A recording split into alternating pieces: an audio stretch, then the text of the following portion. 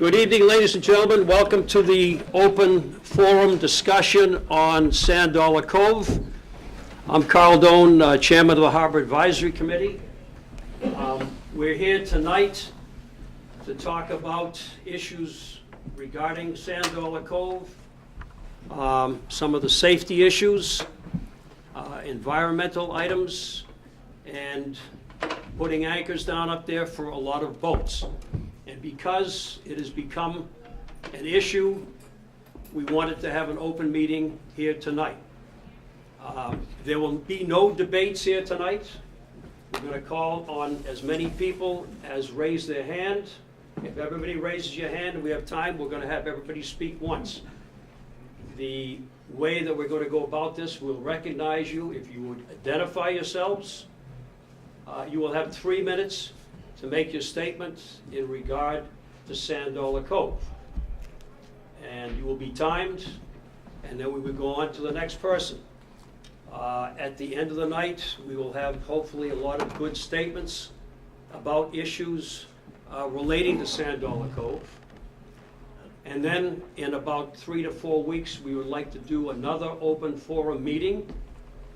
And at that time, we would talk about how we could perhaps change things, make things better, and have also all of you or some of you speak. After that, the Harbor Advisory Committee will get together, look at all the information, and eventually present it to the selectmen, who will come up with some rules and regulations, changes or no changes in what's going on at the Cove at this time. So that's pretty much what we have. Brian Pike, the harbor master, is going to say a few words. He's going to show some pictures of the Cove. And again, we're looking for your statements tonight. We're not going to get into, talking about who has what statements. It's what your information that you want to talk about tonight. And Brian's going to sort of tell us generally about the Cove, everything that he's been working on over the last couple of years. And then we'll proceed from there and recognize people. Mr. Harbor Master. So does anyone here know where Sand Dollar Cove is? When I first started, it was called Long Beach. And I'm not sure that the Sand Dollar Cove is the name that came from our visitors from other towns. So at any rate, here it is. Beautiful summer day.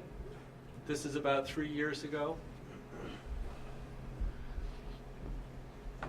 Over the course of this last summer in particular, the folks at Town Hall, the Harbor Department received a number of phone calls, excuse me, and a number of emails about the change in condition, the increased traffic at Long Beach, and expressed concern about it. Concern for the number of boats, whether it was safe, mooring holders, some mooring holders, not all, some mooring holders who experienced a lot of boat wake and asked if anything was going to be done about it.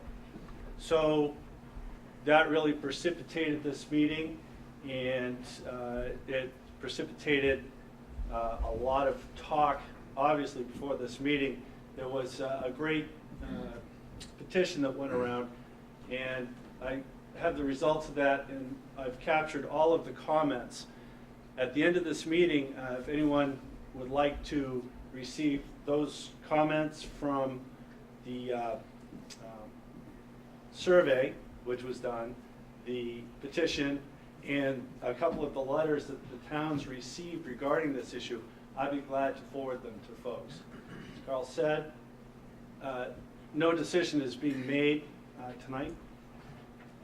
No decision would necessarily be made at the next meeting either. That will be part of a larger discussion, and the selectmen will weigh in on that. Tonight's meeting is for you to share your concerns one way or the other. Everybody's going to have 3 minutes. I'm going to time it. By show of hands, how many folks think they will speak to me? And that you're not held to it, obviously, but if you decide you would like to speak and you didn't raise your hand, obviously everyone will get the chance. There are a couple of misconceptions that I wanted to clear up before we started. I think the biggest one is that some people expressed concern that the residents of Gales Point and Smiths Point were driving this. And nothing could be further from the truth. Until yesterday, I hadn't heard from a single resident out there. And the resident who did eventually reach out was more concerned about the traffic from the folks from away. This person understood the fact that residents had been going out there for generations and enjoying that area. He didn't really want to see that go away. And nobody at Town Hall, nobody on the Harbor Advisory Committee in the Harbor Department has suggested that there should be no boats out there. Nobody. Okay? So the town hasn't made any decision at all regarding what should happen out there. It's all going to happen through you folks.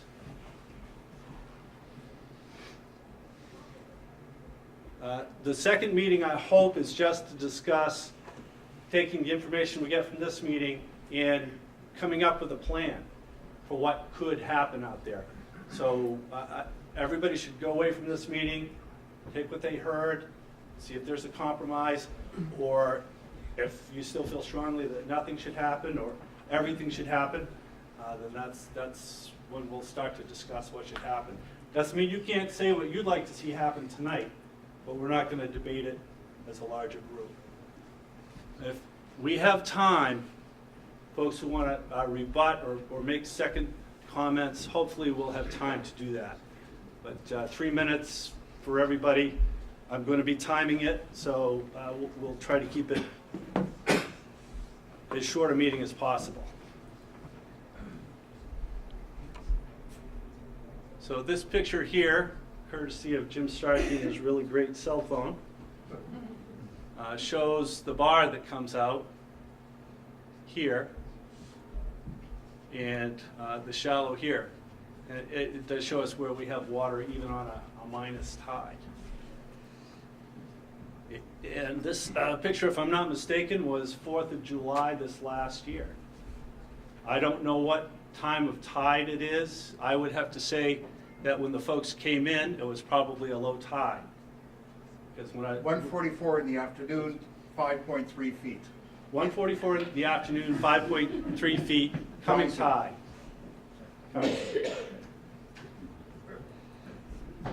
So just an overhead shot right here, the area of discussion. And I would like to point out we have a member of Division of Marine Fisheries here tonight, not necessarily to make a statement. Potentially if someone wanted to ask the representative a question and have them take your 3 minutes to answer that or a portion thereof, I think that that would be acceptable. Tay Evans, thank you very much for coming. And did we get anyone from Coastal Zone Management? I was hoping we would.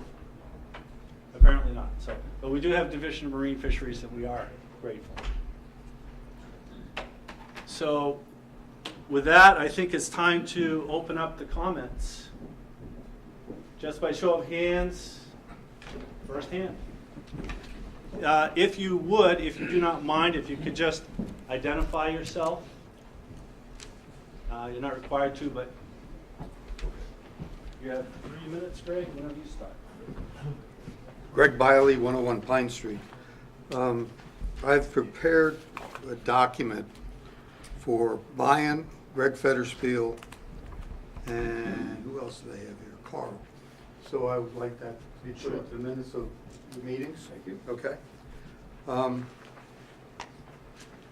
And basically, what is included in the document is 2 pages of good stuff and three attachments of what I've included. We had the last discussion on Sand Dollar Cove back in 2016. The HAC at the time gave some recommendations that BOS accepted. So that's in there.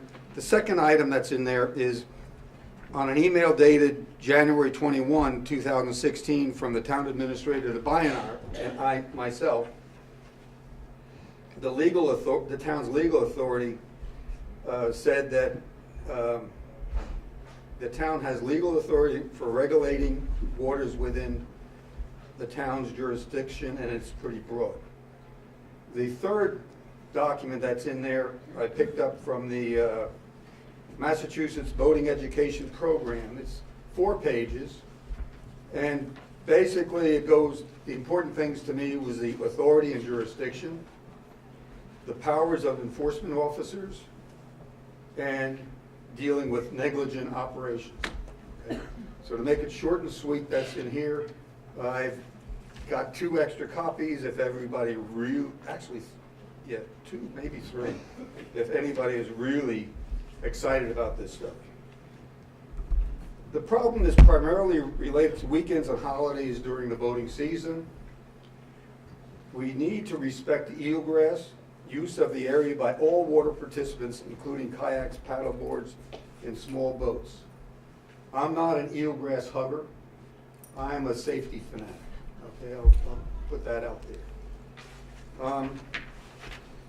So what I've suggested in this page 2, which is the meat of it, is the first item is do not put transient moorings in the eelgrass. Primarily because boaters don't want to be there. They want to be in the sand or mud flats, whatever you want to call it, for the warmer water. In addition, moorings in the eelgrass would affect other uses of that area of the cove, meaning sailors, meaning paddleboarders, other things that go on during the week. I think we need to modify waterway regulations to limit rafting up to a definite number of boats, 3, 4, 5, 6. Final comments, Greg? The final comments are create 3 zones in the non-eelgrass area. Mark each zone with temporary markers that are put in on a Friday or a Saturday morning, pulled out on a Monday, so that the cove can be used for other purposes. But they're not connected. You have lanes between them so that you have egress and access for not only boaters, but for the public safety people that need to go in there and enforce the regulations and the authorities that have been granted to them by the town and by the state of Massachusetts. Thanks, Greg. We've got to move on. That's If you'd fine. Would you like me to include that I already in sending indicated. it out by email to everybody? I'll give you, I've got 2 copies. You've got a copy of it, so you can. Can you send it electronically? All right, I'll scan it. That's fine. I'll scan it. But I do have 2 other copies if anybody wants to hit me up later. You've got them. Nice job. I gave him, Mr. Reed.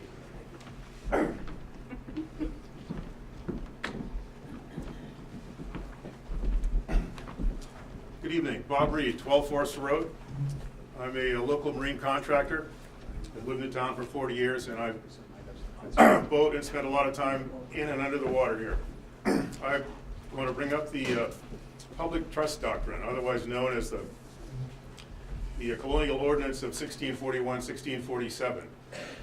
I have a copy of a ruling that the DEP made in 1999 about anchoring and usage of the water and the public right to use the water all the way to high tide, even at low tide.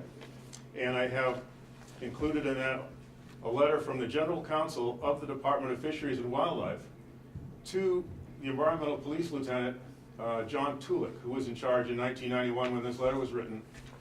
There's 6 pages that discuss the colonial ordinance. So I'd like to leave one of these with the Harbor Advisory Committee and one with the representative from Waterways, if I can find them before I leave. And the reason I bring this up is before we get deep in the weeds on what can and can't be done, there's 371 years of legal precedent as to the public rights to use the water for fishing, fouling, and navigating. And navigating includes all forms of boating, which includes anchoring, because the state requires us to have an anchor on board the boat as a matter of safety. The town manager asked me if navigating related to anchoring, and I said I would suspect it did, but that's beside the point, what my opinion is. So all I want to do is submit these to you and the Waterways Department so that before anybody makes a decision, they know what the historical precedent for public access to all the water. And I hope everybody votes safely. Thank you. Thank you, Bob. Thanks, Bob. All right, who's next? Come on up. Let's get this out of the way here. I'll start talking before Brian does his 3 minutes. I'll give an extra 30 seconds. I'm David Martz. I grew up on Bridge Street. As a kid, sailed in Dyersdales and flying turns in the Cove. And then my kids all had a chance to be part of Manchester Sailing Association.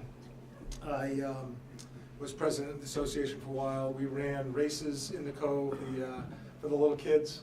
It's sort of a special place because it's big and it's wide and it has a lot of space in it. And generally there are no boats in it, but it's protected by the island. So it provides for little kids. It provides a really nice, safe place. And so I thought my son Jacob, who texted me knowing I was coming to this meeting, who is now 23, he sailed through MSA, sailed in the high school program, went to nationals, went to Boston College. And he just wrote simply, I think that area should be more open for recreation.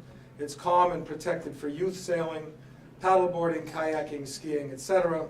And he said, second text, when and if you share that message with the committee, let them know it's coming from me. And that being able to use that area for recreation was a big part of having fun in the ocean without feeling unsafe. Especially now that paddleboarding is more popular, it's a great place for that. So I think I just want to sort of talk about, I don't know necessarily what the solutions are, and while I completely respect having been a motorboater and a sailboater, I don't love to see swimming-only pylons in certain areas to try to block people out. So I realize it's a really challenging balance, but if there was any way to, I grew up as a kid, Maury did too, water skiing in that area. There's certain things when you put a bunch of motorboats and people standing on the bottom that preclude a lot of those activities. And so if there's any way to create sort of recreation zones and push the boat, even if there's some boats, just to sort of push them a little further out to the deeper water where it's a little less protected, I'm not saying all the way out, to narrow the space. So that would be, for me and my kids and my family, that would be sort of a request, but I realize there's complicated issues with respect to legal rights of all boaters. So thank you for your time. Thank you.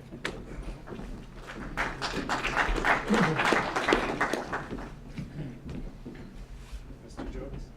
Thank you. Short question, Jerry Jonas. I'm interested to know what laws govern the use of temporary anchorages in Manchester waters? So, as far as anchoring goes, unless there's a legal restriction, you can anchor. There are regulations about anchoring. If you're going to anchor, you have to have an anchor watch, and you should have a day shape or a light, depending day or night. I think that's a rule and regulation that isn't often observed, but I don't think there's a whole lot of question at Long Beach on a weekend that there are people over there anchored. So that's not something, as far as rules and regulations go, that I get too caught up with. But below the low tide mark, folks have a right to anchor. If you're in Florida and it's coral, you don't, but there is no such regulation for eelgrass for anchoring. Is that satisfactory, or are you looking for something else? My question was, what organization governs anchoring? Is it state, is it federal? Is Coast Guard. Coast Guard makes the rules. It's federal. Yeah. Thank you. Who would like to speak next? Mr. Starkey?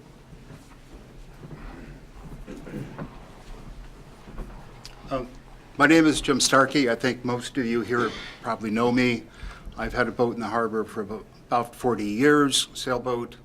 I live at the end of Tug's Point Road, next to the yacht club. I abut on the channel. I am a former chairman of the Harbor Advisory Committee. I'm the current chairman of the Harbor Dredging Committee. I have some photographs which, if Bion and Carl would let me set up a projector, which I think would shed a great deal of light on what we're talking about tonight. But to the degree that I can summarize some photographs, they're essentially this. The first photograph, and if you've been in Bion's office, you've seen it on his, he has it as a screensaver on his PC, is a picture taken at low water from our house, from our deck, on a minus 1.83 tide. It's 7:14 in the morning on late May. And it shows exactly what the bottom of Sand Dollar Cove looks like. And that is about 3/4 of it is dry. Some of it has some algae, but it's very, very shallow. And there are places that it's just, most of it is just bare sand. Now, if you zoom in on this photograph in your mind, you can look across Sand Dollar Cove and see vast expanses of sand on the southwest side. In Massachusetts, people own to mean low water. So any exposed sand there is private property rather than public property. And Mr. Reed is absolutely correct that the public has the right to fish, follow, and navigate. They don't have the right to anchor there. So the other photograph, and Brian showed you a low-res version, is when I took at about 1:44 on 4th of July, that shows a very large number of boats that are anchored in Sand Dollar Cove. And if you look at the two pictures back to back, and I have a chance to show them to you back to back, you will notice that virtually all of the boats are A, trespassing, and B, anchored on bare sand. They're anchored in very shallow water. The picture was taken, as I mentioned, it was a 5.3-foot tide, looked it up this morning. And all those boats where people are wandering around are on dry sand, they're on Stu Moore's land, and if he wants to throw them out, that is his right. They certainly do not have a right under Massachusetts law to anchor. They can float by, they can't touch the bottom.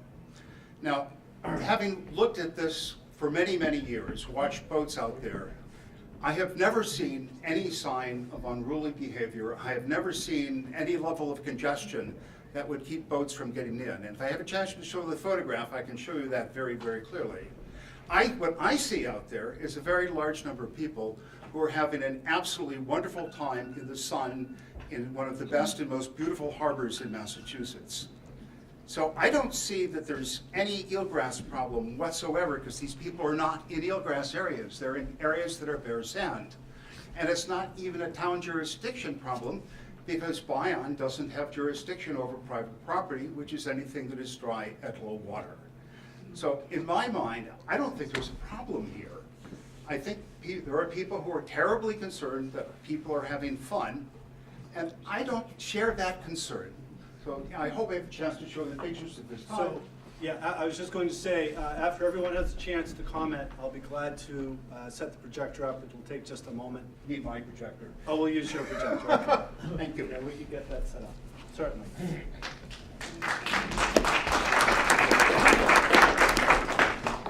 Who's next? Don't be shy.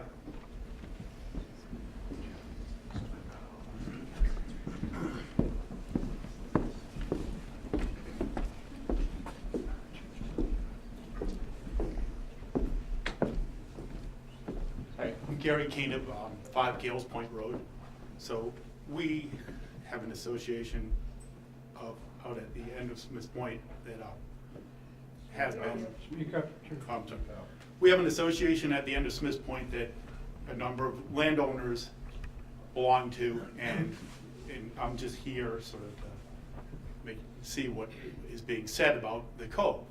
I don't think we want to really debate property issues. I think the easiest thing to do is, since we're putting things in public record, is this is just from the state DEP website, public rights along the shoreline. Jim just said it right there. You have the right to fish, follow, navigate, which does not include anchoring. It says The narrow exception to this rule, because you can swim there, is because there are no private property rights in the water itself. The public is allowed to swim in the intended intertidal zone, provided the swimmer does not touch the private land underneath or use it to enter or leave the water. So we aren't looking to stop people from enjoying the Cove. We're just looking to have, say, some sanity. I think the reason why we've had an issue here is that in Marblehead on Browns Island, back about 4 or 5 years ago, they had the same problem there, where it was being overrun, and they decided to do something about it, and they limited rafting, kicked the harbor master, taken authority to kick people out, I don't know, all kinds of things. They started moving to Manchester. We had a huge influx, mostly of Marblehead people. And yeah, I mean, it's overrun, but most people are just enjoying themselves. We look at it as no different than if you lived next to a public park. Public has the right to be in the park. Is it obnoxious to be obnoxious there, just like it would be out in front of, out in the Cove to both people that live there and other boaters? Yeah, so, you know, we just ask for people to be courteous, respectful of property rights, but the private property is the private property, and we don't ask for anything more than the law allows us, and this is just going. So I'll include this also in the other Yeah, I mean, information I it's sent. right on the DEP website. If you just Google it, it's very plain English, written, and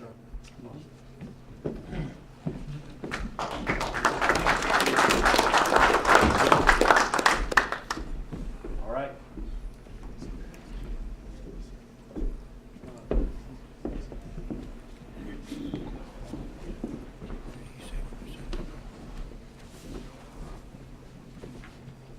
Hi, Chris Glass, 12 Woodcrest Road, third generation user of the Sand Dollar Cove area. After speaking with the harbor master and a few harbor advisory committee members, I felt it was necessary to start a petition to give a voice to the many Manchester Harbor residents and boaters that use this area. The petition currently has over 170 signatures. This local group of boaters and residents would like the use of this area to be open to us and the guests of our town.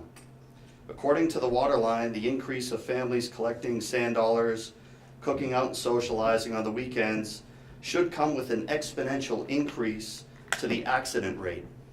However, I'm not aware of any evidence validating safety as an issue at this time.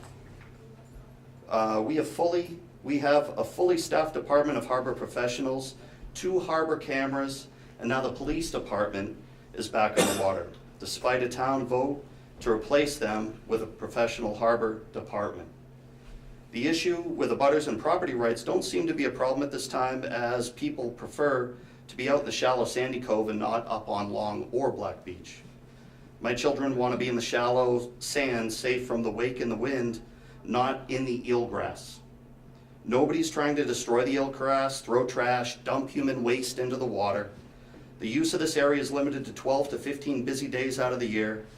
Environmental attorney and local boater Mike Carvalho wrote an article in the December Cricket using facts and science-based data to show that the Waterlines article ban it all approach is not the appropriate way forward.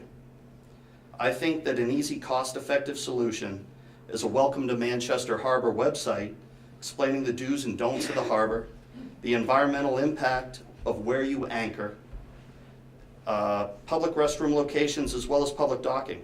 The website contact number can be displayed on the side of the harbor master boat. Another idea could be environmentally friendly moorings or anchors that would be available to use should the tide push you out of the shallow sandy anchorage area. You could even sell a green sticker to help promote the use of these anchors, and this fee could go to help pay for the upkeep of these environmentally friendly anchors. To the best of my knowledge, I don't know of any harbor members or Board of Selectmen that anchor in this area on the weekend. I would also like to recommend that the HAC take input from actual Sand Dollar Cove users before making any recommendations to the Board of Selectmen. Manchester's master plan says that Manchester by the Sea is a very unwelcoming town. We have an opportunity to increase our tax revenue through boating guests to our downtown and to be a leader in environmentally science-based decision-making. Boaters and guests can continue to enjoy the use of these areas, not just for us, but for the next generation that will become the users of Manchester Harbor. Thank you.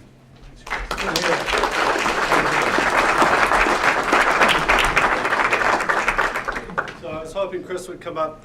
The letter he mentioned from Mike Carvalho, he couldn't be with us tonight. He's out of state. He did ask that this be read at the meeting.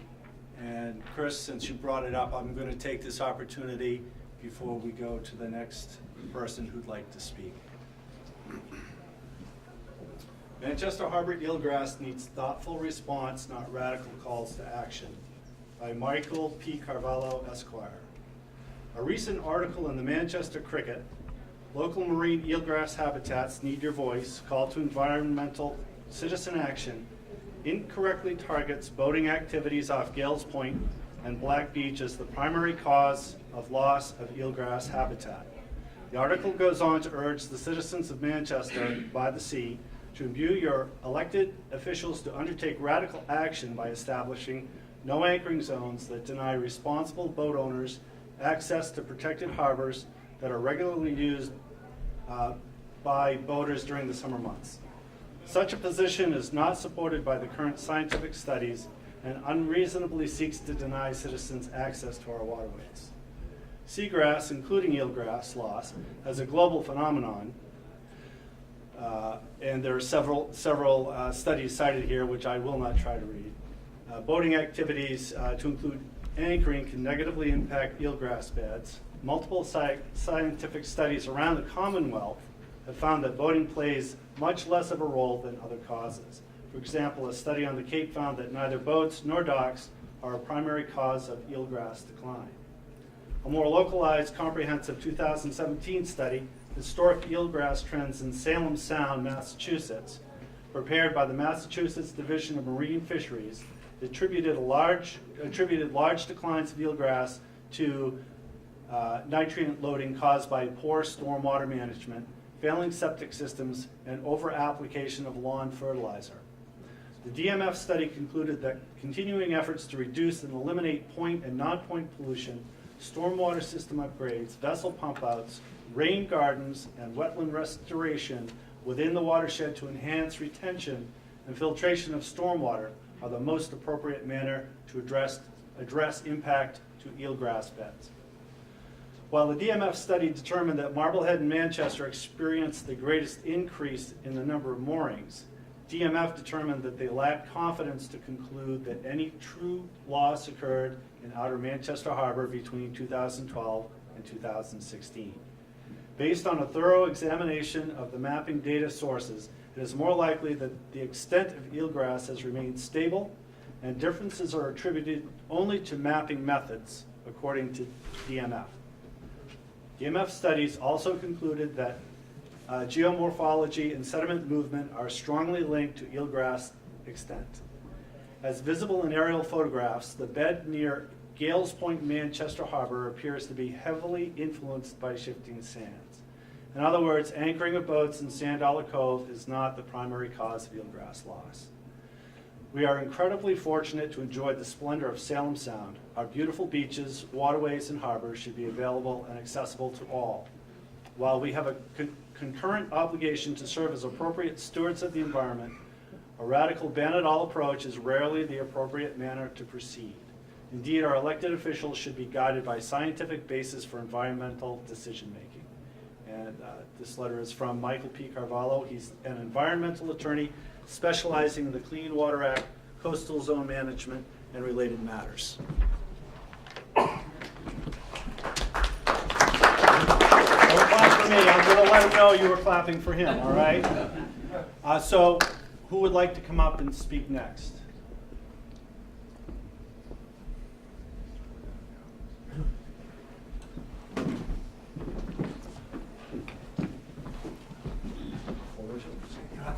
Yeah. Bob Coyne, 115 Beach Street.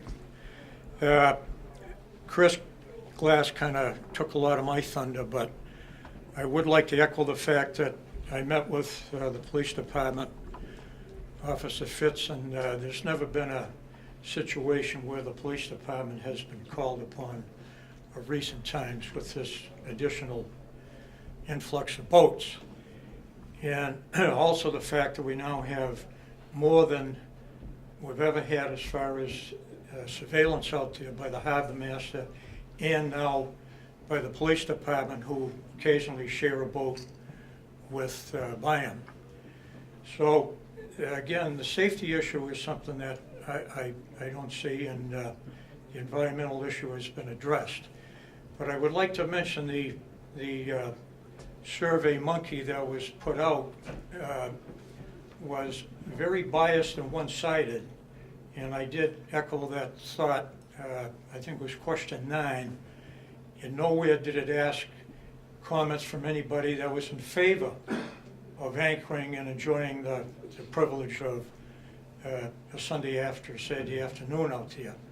So I think that survey should be discounted because it's a biased survey, if those of you that took it. There's no provision for those of us that do enjoy the privilege of being out there. My grandkids go out there, my son goes out there all the time, and out of the 12, maybe 14 days a year that certain people might be impacted by that, I don't think that's warrants this loss of freedom that we pay for through our taxes and our boat certificates. So that's the only thing I would like to comment on. And I would like to say I did investigate the Tisbury policy that they put through about restricting anchoring in certain eelgrass.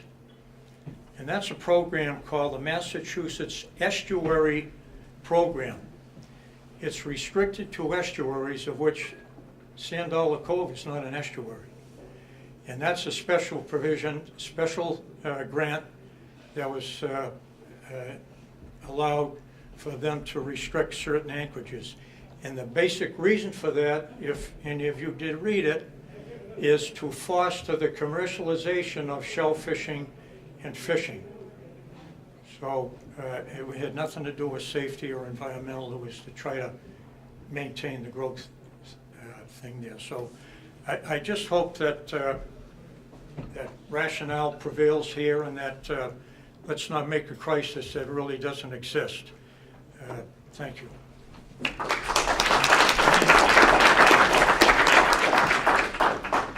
So in interest of full disclosure, that survey was all my fault. I've never put together a survey before. I did it in a hurry, in case you couldn't tell, those of you who took it. And I apologize that I did offer questions that would allow for a different opinion. Okay, so I have the survey. I will circulate it for folks. I'm sure some of you will come to the same conclusion. So, but it's at this point, it's really not a part of the calculation. It's what we're hearing here tonight. So, having said that, who would like to come up and be heard next?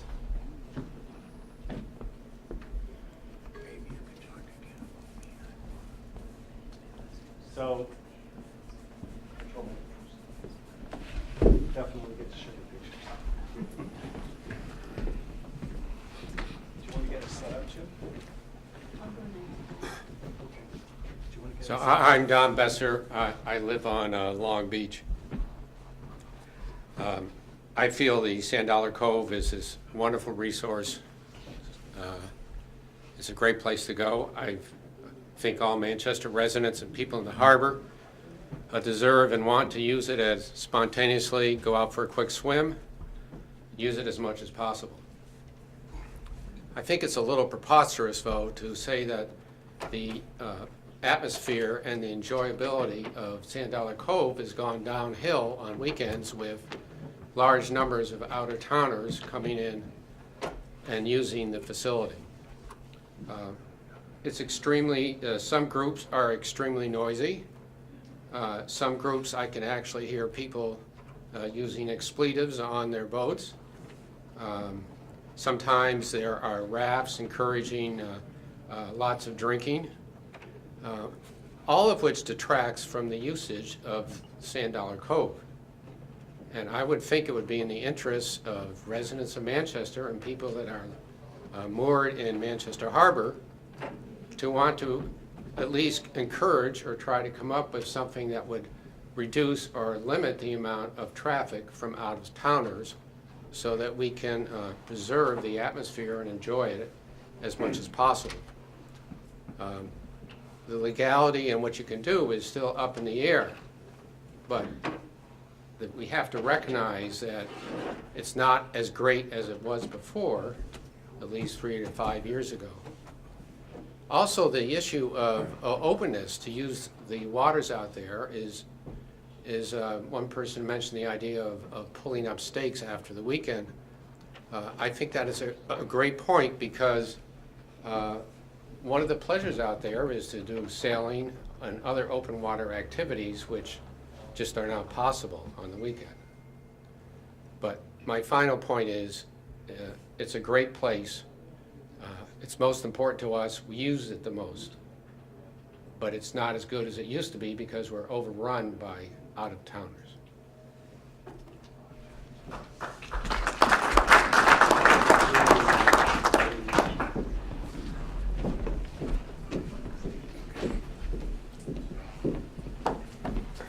Whoops, my sign is coming apart. I'm Lori McCausland. I did write the cricket article that urged the town to consider the environmental issues in the harbor and outside of the harbor, namely Sand Dollar Cove. I think we need to look towards the future and what our children need and what our environment needs, not just the current enjoyment of a day-to-day weekend in the sun. So I did do a lot of research, and I think some people are misquoting the article that the DEP or DMF produced about Salem Sound eelgrass. I do think one of the recommendations, there were 6 at the end of it, one of them is to not create physical impact on eelgrass habitat.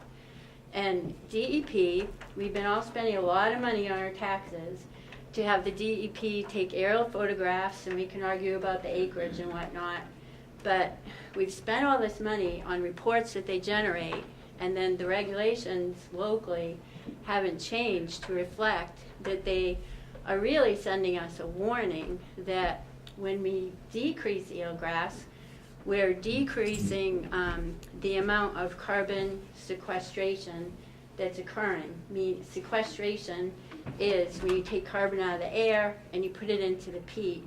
So therefore, there's not as much carbon in the atmosphere causing global warming. I think I read in the news that Australia just had temperatures of 119 degrees. I don't know about you, but I don't I don't do well in 119 degree weather. So if you're a global warming believer, I think you have to look at the role that Manchester has in trying to help with global warming. And part of the gift that Manchester has been eelgrass, and prior to 1995, even the inner harbor had seagrass in it. So there are lots of reasons why it's decreased. That's true. It's not just anchoring, moorings, and rafts. It's other things like nitrogen. So what should we do in the future about the eelgrass that remains? What should we do about restoring eelgrass in the habitat where it used to grow? So I'm just asking Manchester to consider that. I did grow up mostly in Lewis Bay, and I loved swimming near the eelgrass. You could see horseshoe crabs, you could see sharks, you could pick up scallops, and you could fish in clam and quahog. And if you read anything about Lewis Bay, it has a lot of eutrophication. There's hardly any biodiversity. There's a lot of algae, a lot of problems with the water quality down there. So I see Manchester headed that way by not protecting its environment. Right now, if you want to cut down a tree in Manchester, you have to go to the town hall and get a permit for 25 bucks. I don't feel like we should ignore the seagrass under the ocean just because it's out of sight, out of mind. and I don't think we should be anchoring in it.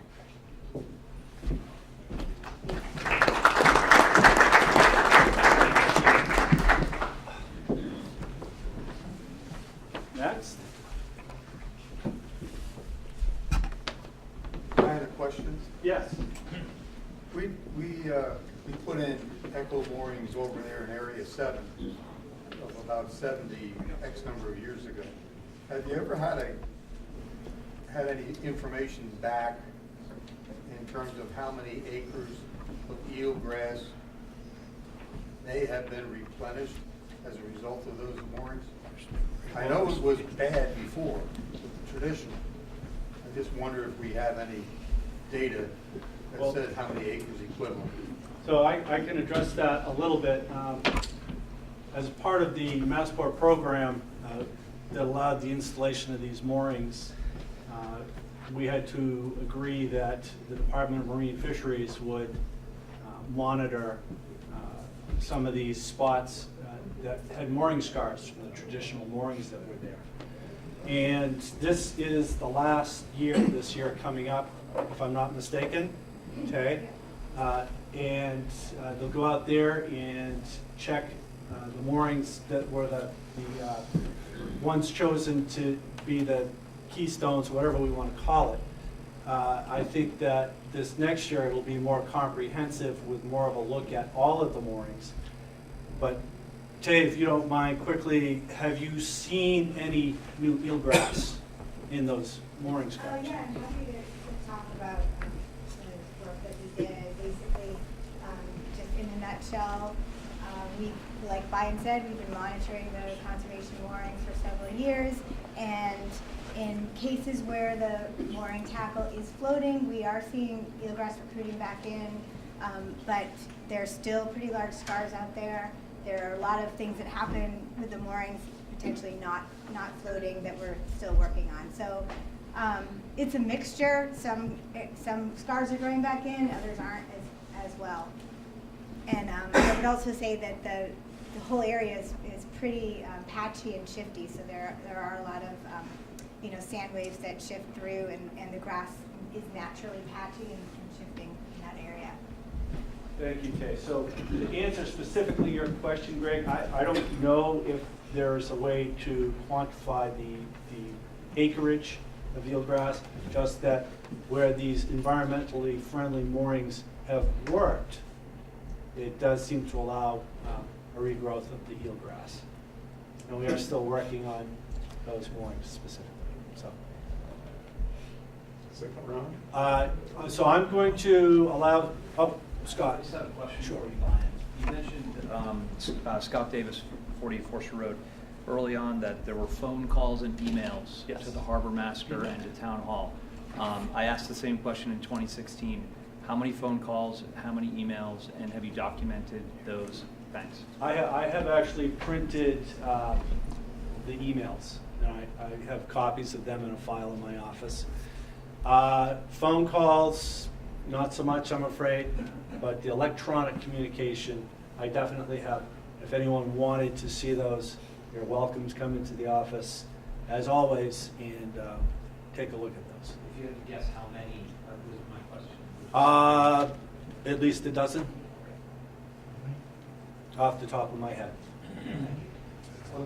How many? A dozen. My name's Ken Warnock, 5 Running Ridge Road. Just want to mention, as somebody I've been in town for about a little over 15 years now, everything that's been said tonight I find very true. The camaraderie, the people, Skip Crocker, the glasses, there's a lot of faces that are familiar. It's made it really welcoming for me when I first started coming out, and a lot of rowing and just sailing out there. Last year we bought a boat, and I've got from a 7-year-old to a 16-year-old. The thing that is, and it's a concern probably given the age of my kids and where I'm at, the safety is a concern, but that's, as a parent, where it always is. My only concern when there's large crowds, yet there's obnoxious behavior. We can be guilty of obnoxious behavior on my boat and my family. But it's just really the safety and the density. I was going to say, I see the harbor master and the patrols out there. I really want to defer to, I guess, the professionals of making sure that when it gets to the size, the crowds are as big as they are, as dense as they are, that there's still room for the individual swimmers, the individual paddle boarders, the folks that don't have a big raft or a big boat around them to still be visible and safe. So, thank you all. So anybody else before I go to second rounds? Mr. Reed, and then we're going to see some photographs.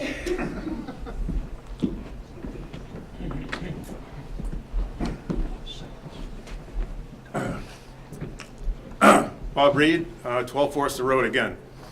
In the 1990s, for 6 years, I was on the Conservation Commission. After the no-name storm, I converted my commercial diving company to a commercial pier building company, or added an extra wing to it. At this point, I've built 26 new piers since 1991, the Hurricane Bob and the no-name storm. I've rebuilt or repaired all the other piers except 2, the Yacht Club and the one at Reed Park. During the process of building piers, I've submitted Chapter 91 licenses for all the piers I built with the DEP, which allowed me to have all the property plans, everything in my possession. The reason I stand the second round is that Manchester has an interesting legal situation with high tide, low tide. All of Magnolia Beach is owned to low tide. The people pay property taxes at 20 cents on the dollar because half the time it's underwater. Over across the inner harbor here, there are 3 pieces of property that are owned to low tide by the deeds. The rest of the properties in Manchester are owned to high tide. On this picture here, you can see where Mr. Kana lives in the corner. I built this pier in 1996. His deed shows the property line at his seawall. The Long Beach property that's owned in group by the Great Pasture Society, there's 27 families originally. They own from high tide in common, from the Long Beach pier that shows there, over to just before Mr. Canaan's property. They own 100 feet from high tide in, and it's held communally. There are 2 public accesses for them alone. They do not own below high tide, and anybody that wants to dispute this is welcome to go to the assessor's office and check the deeds. We need to be clear that the public, according to the colonial ordinances, otherwise known as the public trust doctrine, has a right to walk all the way to high tide, even when it's low tide. And the story about not being able to walk in the water when the water's a foot deep, you can't touch the bottom, is not correct in this state. Thank you. Thank you.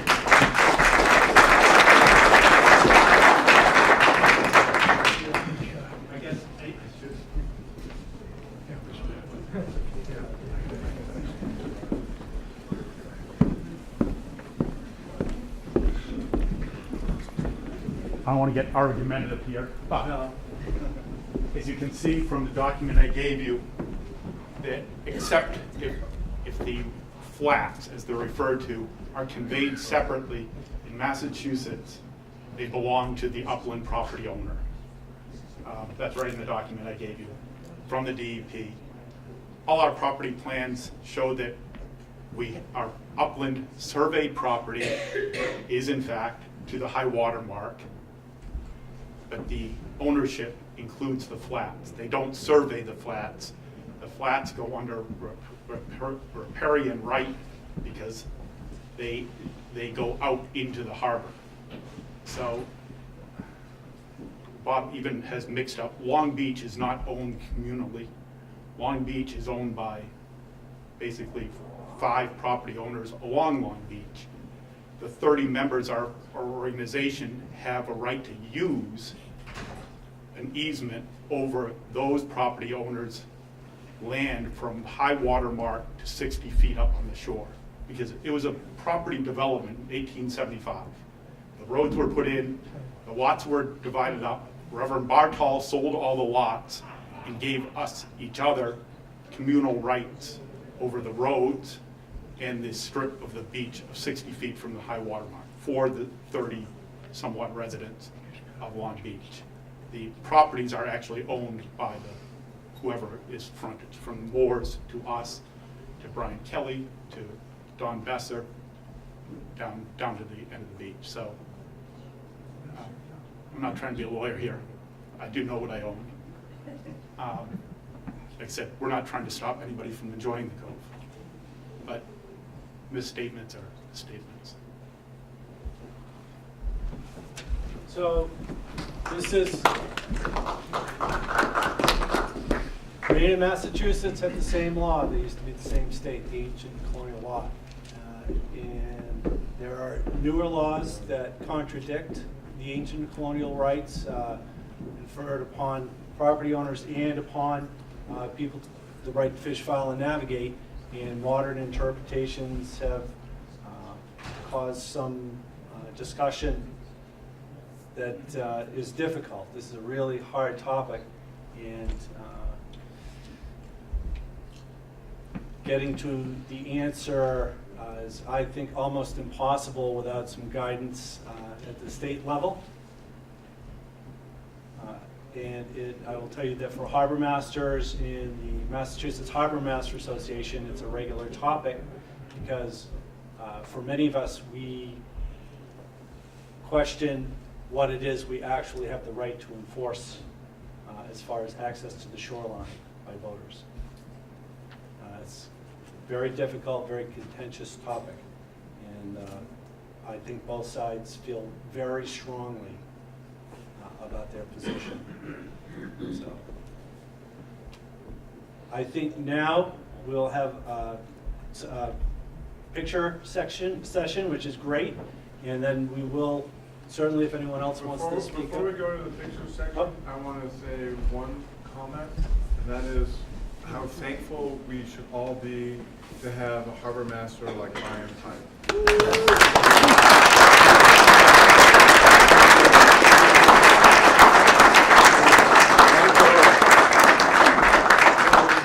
So thank you, but I do always like to point out that no harbor master can accomplish anything without the support of the community. And this community is singular in its support of its harbor and its harbor department. So thank you. Again, Right. Thank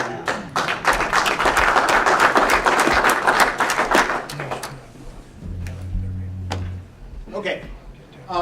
Just to recap, this is a chart. If you aren't familiar with charts, this color here indicates that that area is dry at mean low water.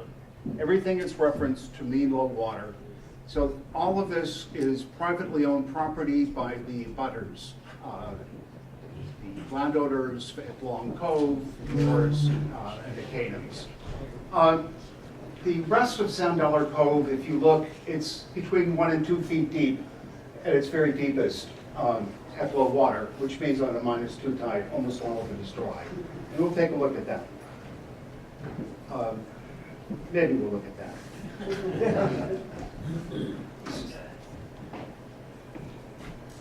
I'm going to fight with my computer for a minute.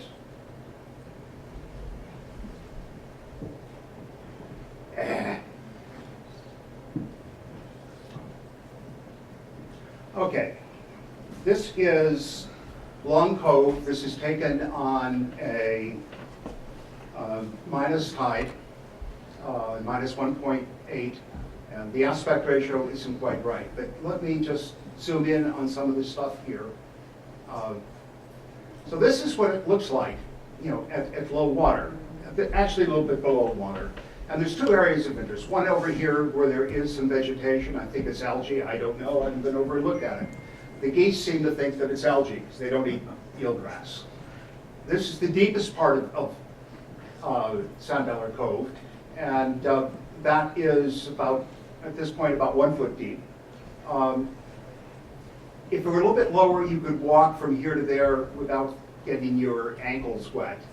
That dinghy is probably aground. The seagulls here like to crouch down when a boat comes by to try and entice a boat to run aground. Now, but here's the thing I want to show you, and that is the expensive sand over here. Now, this is a minus 1.83 tide, so not all of this is privately owned, but it is all completely bare sand. That's all that is over there. It's just dry sand. There's no vegetation. There's nothing. There may be sand dollars. Don't know. Haven't been over to look. Okay.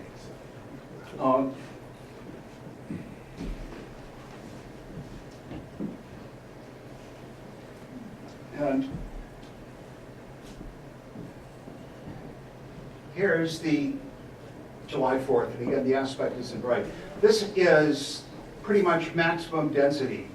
It was a gorgeous weekend, and they've got a zillion boats out here. And look where they're anchored. There are some over here that are on moorings. There's a tiny number of moorings over there. It's not very popular because their boat is dry at low water. But the transient boats are over here.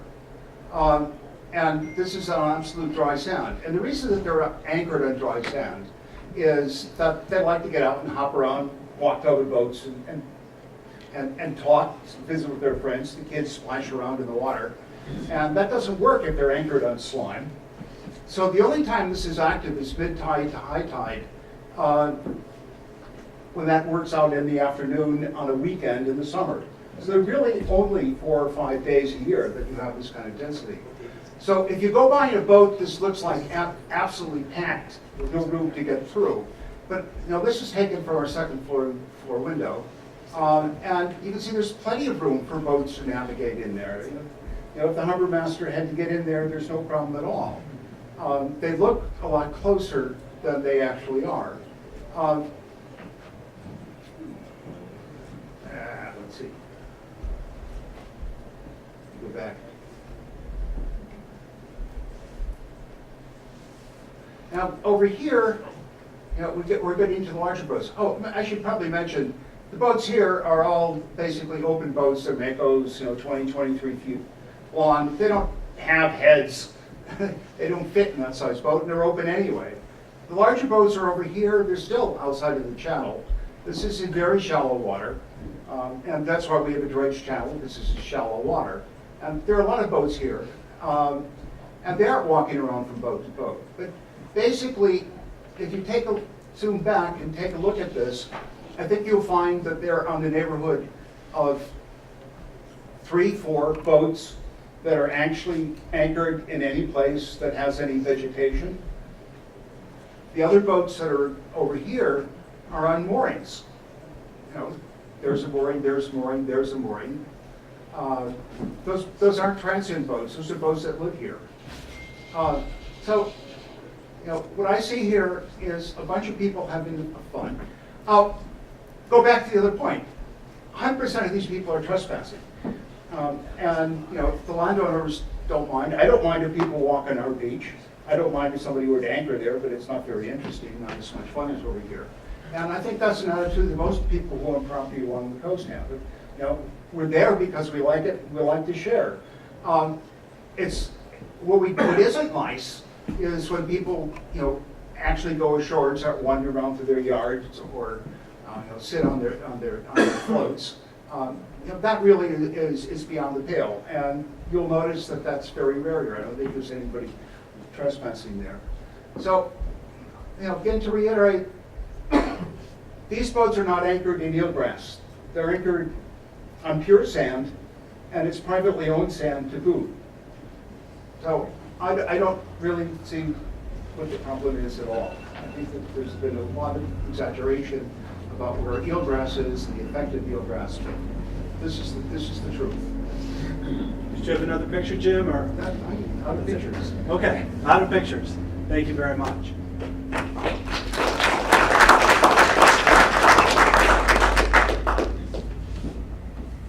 Would somebody else like to come up? Yes, Chris. I just have one comment. Sure. Thank you to Jim for posting the pictures, but when I Google mean low tide, it's not -2. Or just when I Google the most recent stuff, it says it's 0.35.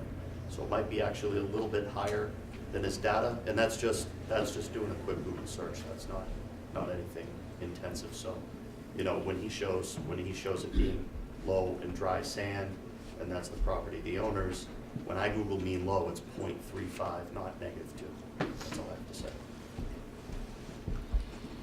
Okay, so, and I think the point you're trying to make, Chris, is that the property line, the low tide line, is not necessarily as far out as may be depicted. That's my only point. We don't disagree. Which is why we put those lots of rules more or less on that line. plenty of opportunity still. No? Yes? Who? Who are you pointing to? Oh, I'm sorry, Kay. Yeah, Tay Evans again, Division of Marine Fisheries, and I just wanted to let people know that I work in the Fisheries Habitat Program, and I'm here tonight just to provide an opportunity for anyone to ask questions about eelgrass. We do eelgrass monitoring around the state.